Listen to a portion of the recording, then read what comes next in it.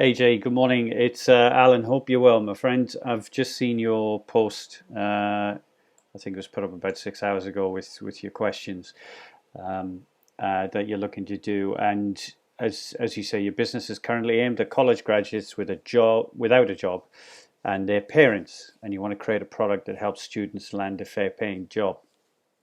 Um, Now, you said that you need to start to move and create something to sell. And the good news is that this research, Luke and I, one of the things that we did when we were out asking people, what they thought of, I don't know, Facebook for Business was the very first product that we ever came up with together as a team.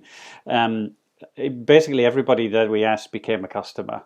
So for anybody listening to this video, understand that this idea of going out and doing the market research. So when Tiva goes out and asks his 30 or 40 or 50-year-old group of women, whoever the target market is for his service, it's inevitable that in the process of questions and conversations that you end up crafting something that meets the need of the very people who are sitting in front of you, and they become customers. So I would see this not simply just as an exercise of finding out what people want, but actually it's a really powerful way of getting customers, and it's exactly what Luke and I did at the start. And even with our second business, which was very successful, we actually used this process of asking questions to convert prospects into actual customers. Because at the end we'd say, well, so look, you've basically told us you've got a problem with a problem with B, and a problem with C. If we were able to tackle problem A straight away for you and address that within 2 weeks, would you be interested? And the answer was inevitably, yeah, that sounds great. Okay, well, because this is a new business, we'll give you a special deal and blah, blah, blah, blah. How does that sound? Boom. And that's honestly how we got started. And this was the veterinary business, and Luke and I think, had something like 16 practices signed up in around about 8 months. So, and then we kind of kept improving that process. And this was a very high paying monthly service that we created because we were delivering such an enormous amount of value. So, for everybody, please understand this process of research. And there are some people in the group who are really active getting out there. This is actually a customer acquisition strategy as well. Okay, so when I look at the questions, I actually think they're all pretty solid. So when I look at the students, what are your top 3 pain points when it comes to getting a job? What methods of finding a job have you had? What is your biggest concern about not having work? So they're all good questions. What would be the easiest and most effective way for someone to access this service? That's all fine, but I think it's missing the major point. What skills do you believe are critical to develop to ensure you have the highest, success rate at interview? What skills do you feel you're lacking? What scares you most about going out into the job market? You need to get under the bonnet of. There are 2 reasons why people give you an answer. Um, they'll give you an answer because it sounds good, and they'll give you an answer because that's the real reason. So when I go and buy a new road bike, then the sounds good reason is because I need to upgrade from my existing bike, because I need a new road bike that can handle the kind of terrain around where I live here, which is in a kind of rural part of the UK. The real reason is I'm just bored with my old bike. Okay, so with a lot of people, they'll come to this, they'll answer at a conscious level, but unconsciously they're not telling you that they're afraid. And you need to get to the afraid reasons. So particularly with the students, what are they afraid of? So what skill am I missing?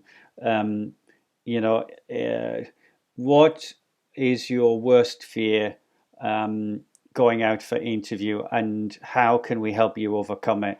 Most of the tactical stuff that a lot of people do at interview practice and all that kind of stuff is fine, but it's completely missing the big issue. And the big issue is things like lack of confidence. There's a generation of people who've done a lot of their communicating through an electronic device, And we all know that sitting down face to face with somebody is a whole different ball game. So there's a lot more anxiety and fear.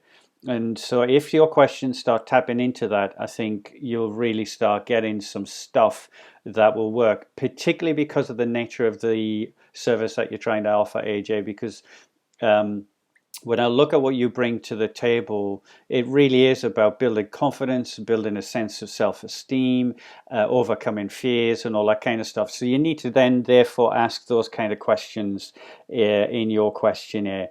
You know, what worries you most about the interview process?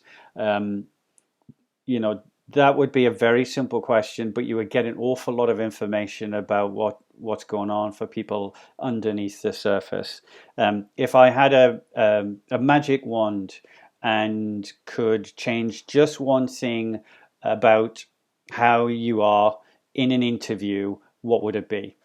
Okay, so that's just a couple of ideas. Now, the parents are different because they're motivators, as we all know, and I'm a parent, is you just want to see your child happy and confident, um, successful in the world, whatever way that may be. That might be in a job, it might be as an entrepreneur, it might be working for a not-for-profit, it might be being a tattoo artist, you know, and riding a Harley Davidson. It doesn't really matter. What parents really want for their children is that they're happy, safe, confident, have friends, and so on and so forth. So if that is true, then ask questions around that within the context of this service.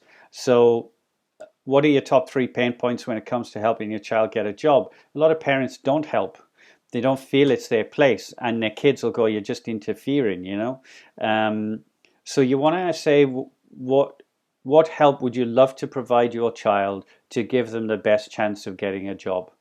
You know, what help would your child truly value from you to help them get a job? If I could create a product that would help your child, what top 3 things, because otherwise it'll get really messy, what top 3 things would that product need to address, knowing your child the way you do? Okay, so I think the questions that you've got there are great, by the way. All I'm saying is let's go a layer deeper and see what else is going on inside, either the student themselves or the parent. Okay, my friend, I'll leave it like that, and just get it out there. There is no wrong, and the only way you're going to get this right is by test and measure, test and measure, test and measure. Okay, so be brave, keep going. Speak to you soon.